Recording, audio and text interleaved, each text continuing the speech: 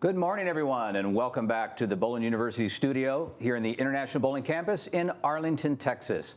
I'm Bart Berger, and I'll be your host for this edition of the Bowling University Tuesday Morning Profit Break. Thank you for joining us. The Tuesday Morning Profit Break is an opportunity for sharing insights on how to grow revenue, reduce costs, enrich yourself, your team, and your business. Welcome to our new viewers, and welcome back to all of you joining us again. Thank you all for taking a few minutes out of your busy day. We have another great show ready for you. Grab your coffee or your favorite morning beverage, and let's get started improving your profitability. Today we have with us a very special guest, Mr. Bob Pacanovsky. He's an entrepreneur with over 25 years, primarily in the hospitality industry. Bob has walked more than a mile in our shoes. He's done every job in the companies he's owned and operated, and has experienced both the highs and the lows when it comes to business. So what do 25 National Pro Football Hall of Fame induction parties and creating over 7,000 meetings and events all have in common? Well, all of them have received the black tie experience courtesy of today's guest. Now, Bob has achieved professional member status in the National Speakers Association and has spoken to companies and conferences on the national, state, and regional level. He, of course, is a great friend to the bowling industry, speaking at Bowl Expo on multiple occasions and over 14 of our national state associations. Bob, welcome in studio. Thank you so much for being here today. Thanks, Bart. It is great to be on campus. I appreciate the opportunity. Awesome, thanks. So, hey, let's dig right in. Yep. You know, we're coming out of this pandemic, and all of us around the country are a different place, but so many of us count on that group booked in corporate business. Kind of the big question, let's start with the elephant in the room. Is there even a market for that product in 2021? Bart, I think there is. And there's a couple reasons for that. One is that, think about this.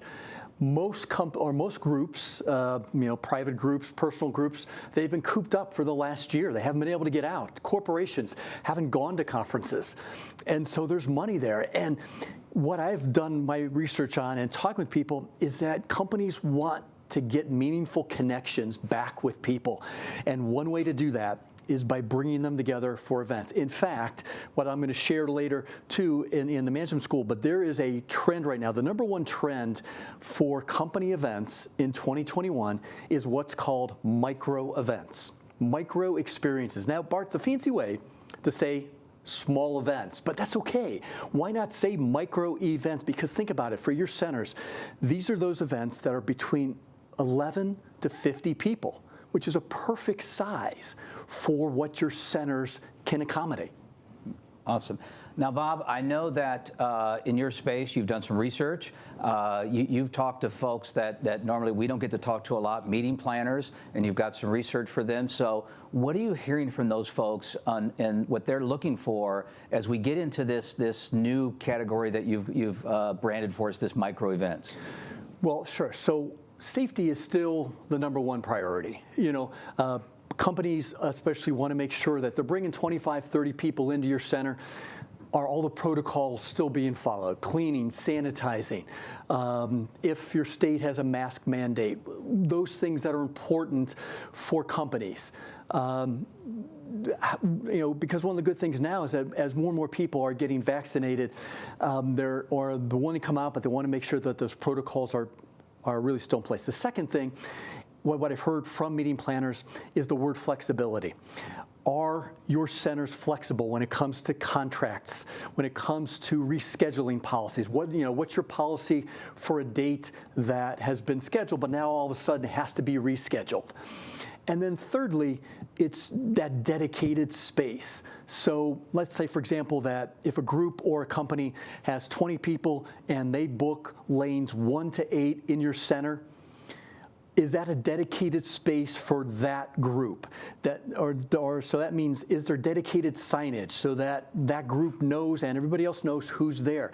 And is there dedicated staffing so that that group or company knows that, hey, these are the 2, 3, however many staff people that are going to be working my event, and these are the people that I can see for the next 2 or 3 hours, and only these people. So protocols, flexibility, dedicated space.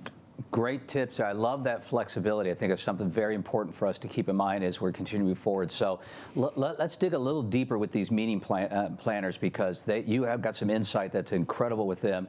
Are there any other hot buttons? I mean, when these people that are decision makers that are making a decision to pick one venue over another, is there some additional hot buttons you can share with us that maybe these folks are going through in their minds in the decision-making process? Absolutely. So one of the things, or a couple things that I heard from my meeting planners is in terms of staffing, do you have enough staff for my event? Now, we know staffing right now can be a challenge for a lot of the centers, but they want to know that if they're bringing 30, 40, 50 people to your center, that you're not going to be short-staffed. So staffing is important. And then is the staff, again, based on your state, are they following all the protocols?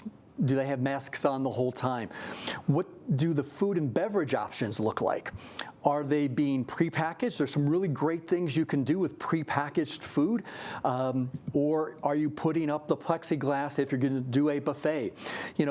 And for the centers, what I would recommend is to get high quality pictures of what you're going to be presenting to your clients so that they can visually see, oh, you know what? Yes, I have peace of mind. And then, do I have enough space for my group? That's what meeting planners are asking. So maybe that means, do you have an outdoor space that you can also use? Because they don't want to put 30 people into a space and people are walking all over each other. So these are just a few of the hot buttons that these planners are asking and keeping in mind. Because think about this, for a company, Bart, you got 20 different personalities. So you got people who are willing to go out. Some people may be a little hesitant, but if you could reassure those meeting planners, hey, we're doing everything possible, we're going to take care of it for you. Yeah, that's great insights. And it's refreshing, it's exciting, it's exhilarating to know that people in this space that are responsible for the planning are asking these questions. They are inquisitive and they are eager in this controlled environment to do the things you mentioned. It's fantastic. So let's flip the script a little bit, because you shared with some incredible insight on the meeting planners, but I know you did some research with the venues themselves. So what did you hear from venues like ours that are getting the calls and the inquiries, and what are the questions that they're being asked, as we turn around from the venue perspective? Sure. So one of the first questions that they ask is, what's your venue look like? I mean, do you have all the protocols in place? How are you setting and cleaning, the room? So, and it's, we can say all we want. Oh, yeah, we have all the cleaning, sanitizing. But flying here yesterday, I'm on the airplane, and here's a video being shown of people sanitizing the airplane. Well, for me, as a consumer, that's that peace of mind. I'm like, oh, wait a minute. So they're actually doing it. They're not only saying they're doing it, but they're actually, because I can physically see them doing it. So things like that. What is your cancellation policy like? Venues are getting that asked now because, they can schedule something, say, for July 4th. And all of a sudden, June 28th, here comes an outbreak or whatever it is. So what's your cancellation policy? And are deposits required? The answer, by the way, to that, folks, is yes. Please get deposits. You don't want to be stuck because you can reschedule that with your client. And then lastly, and I experienced this when I was even back in when I was running my companies, is what's your policy towards late changes? So, but even more so now because of this pandemic, people are saying, well, Bart, I have 30 people. Oh, wait a minute, Bart, I now have 24. What can you do? So make sure that it's in your contracts and on your BEOs that here are our policies concerning late orders, cancellation, all those things.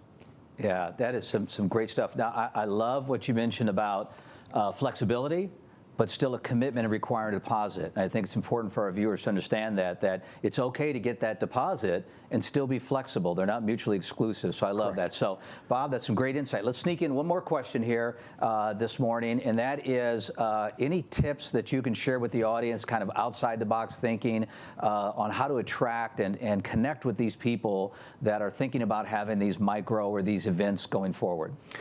Yes. So a couple things. So one of the questions that I asked is, what from marketing will attract you to the venue? And two things I heard, Bart, were number one, high quality photo images, okay, and video. Getting video of your space so that if you have the plexiglass or whatever those is, those are two things that people want to see. Then let's talk about outside the box. I mean, you have this space, you have food, you have bar. What about doing beer tastings, wine tastings, bourbon tastings? What goes better with bowling than beer or bourbon? Nothing. That's right. Absolutely. So what do you think about, well, because now the craft brewery market is big. Bring in some of those craft brewers. Let them get some exposure at your center. Do a beer tasting. You got 12, 15 people, 20 people, and now they're in there. Your people are bowling. They're having beer, bourbon. Oh, well, Bob, we have a lot of ladies. Great. Bring in some wine tasting. So those are just some things. And then can you put up a tent in your parking lot? Can you have a dedicated outdoor space that people can go to? Because those meeting planners maybe will want that. And then the last thing is we're going back to that dedicated staff person. What if, and this isn't outside the box, but what if you have a training certification program right now for your staff that they have been certified during this pandemic on how to achieve that customer service excellence? You know how many of your competition are doing that? None. No one's doing that. And that gives that assurance, that confidence to that meeting planner. You know what? The staff's going to know how to take care of us and to exceed our expectations.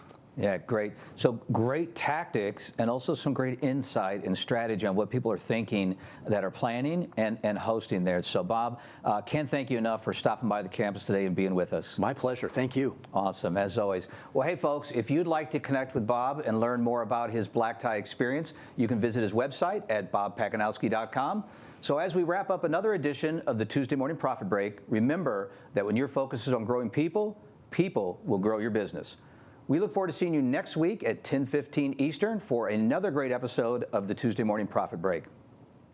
If you have any questions at all about today's show or would like additional information, you can reach us anytime at education@bpaa.com. Also, you and your team can watch any of our previous episodes 24/7 by visiting our website at bowlinuniversity.net. Until then, I'm Bart Berger, and remember, do for one what you wish you could do for everyone. Look forward to seeing you next week.